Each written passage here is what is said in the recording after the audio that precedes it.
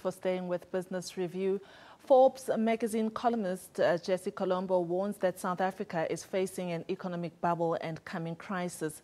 He says in an article that though the country's weakening currency and large current account deficit have been hitting the headlines, no one's paying attention to our credit and asset bubbles, which pose an even greater threat to the economy. One of the bubbles is the property sector. Erwin of Road and Associates joins us from our Cape Town studios. Erwin, good evening and thank you for joining us.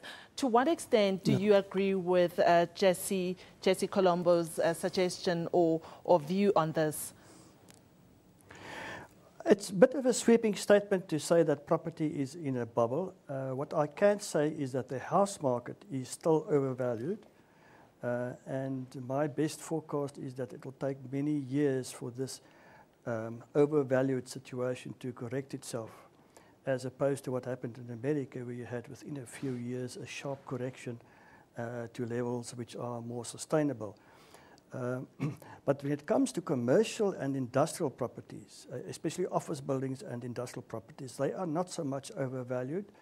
And the reason for that is when the recession struck in 2008, 2009, our commercial and industrial properties were not overvalued, as in contradiction to what the situation was in our house market. Erwin, let's also, my apologies for interjecting there, but I'd like us to speak on the macroeconomic situation at large, and then we will go into the property situation. He seems to suggest that credit expansion will turn into a bust. Does a bubble only have to be credit-led? And to what extent can the existing pressure facing the consumers lead to a bubble? You know, one can sometimes state with a reasonable, at a reasonable confidence level that an asset is overvalued and maybe even in a bubble. But what you can't say is when that bubble will be pricked. Now, in South Africa's case, we know our assets are overvalued, especially the JSE listed companies. We all know they are overvalued, and it's a question of when will that bubble be pricked. Now, whether you call it a bubble or just a correction, you know, that's semantics.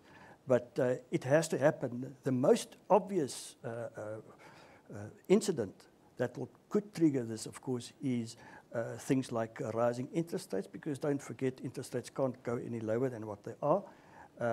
And, of course, there's that big danger point, and that is our current account deficit.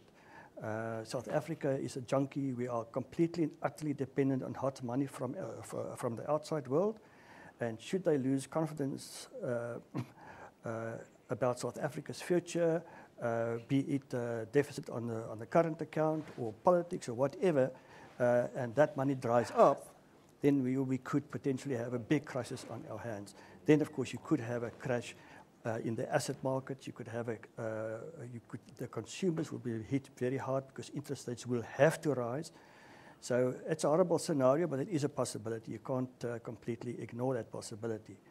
You know, I'm especially worried when it comes to the housing market. I'm especially worried about your so-called affordable market, this growing new market, which makes us all so happy that it's happening around us. Giving people a house of their own. But the problem is, the danger here is that these bonds are being granted at historically low interest rates, and these are quite often marginally employed people, and when a recession hits, they could be very, very hard hit, especially considering that banks are allowing 100% bonds on these houses in order to do good. Now, it reminds one of the subprime crisis in the USA. People wanting to do good, but oh boy, in the process, you are ratcheting up the risk something horribly. Well, Erwin, let's just hope that it won't come to the position that it was back in 2008 and 2009. But thank you very much for sharing your insights with us. We really appreciate it.